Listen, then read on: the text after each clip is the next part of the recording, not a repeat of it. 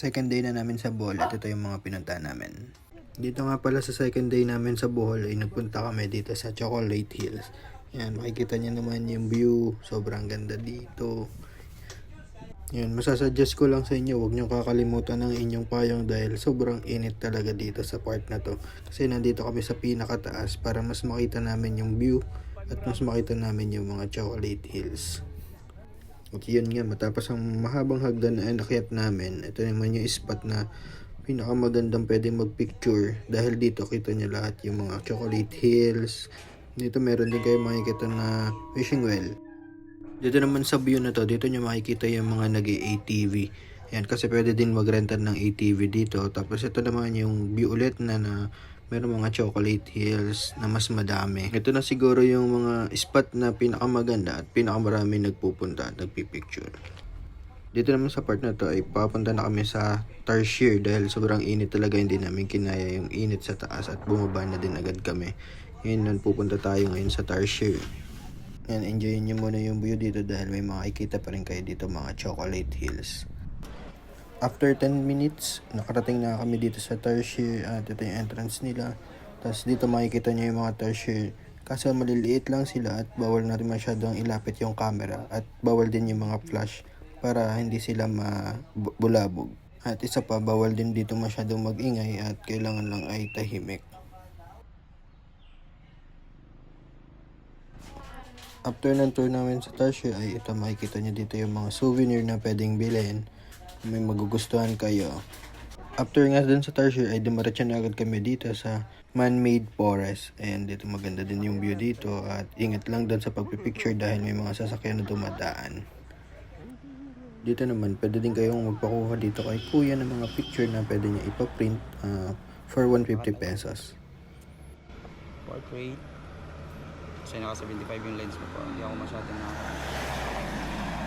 tatlong print, then send ko lahat po ito man. Pero kung okay na sa inyo, kuha lang ako ulit para dito kayo nakatingin. Mabilis Sige lang pa. Okay lang.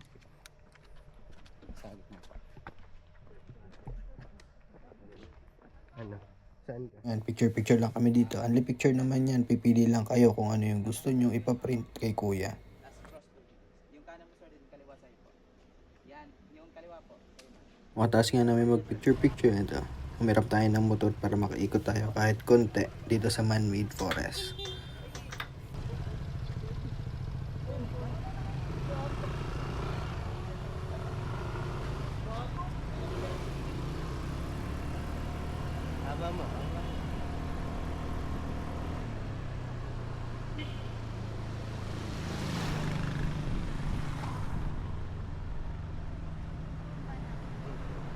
Dito ay magbabayad na kami kay kuya para dun sa mga pictures na nagustuhan namin. At yung mga soft copy ng pictures niya ay pwede niya ipasend kay kuya through email. Ay, okay po. Dito ay magtatanghalian naman kami dahil inabot na kami ng tanghali. At dito kami kakain sa Lubok Floating Restaurant.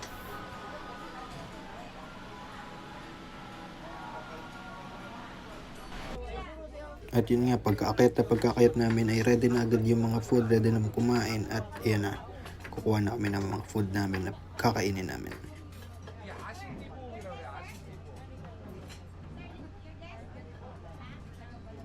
Hindi na nga pala kami nakapag-video habang kumakain at dito makikita nyo naman yung view ng river na aming napuntahan.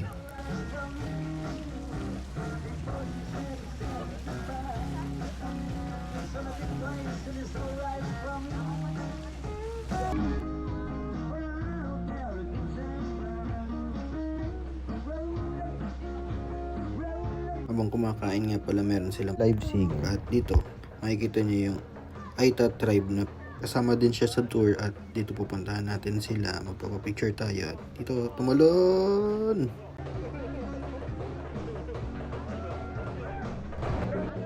Bumaba na nga kami dito para makapunta kami sa Aita tribe at makapagpapicture sa kanila. Wala namang bayad yung mga picture dito, magbibigay lang kayo sa kanila ng tip.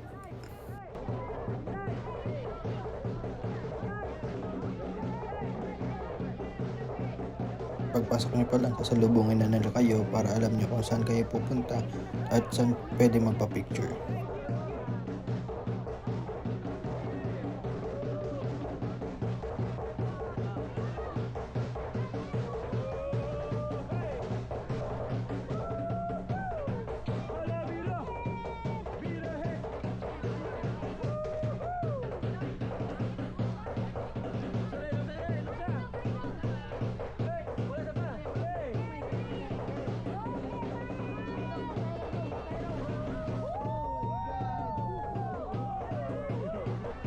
Yung mga naliligo mga batang Aita dito at nagpapahagi sila ng mga barya at sisisido nila para makuha nila. At ito din nga pala yung bata na nakita niya kanina na tumalon sa puno ng niyog.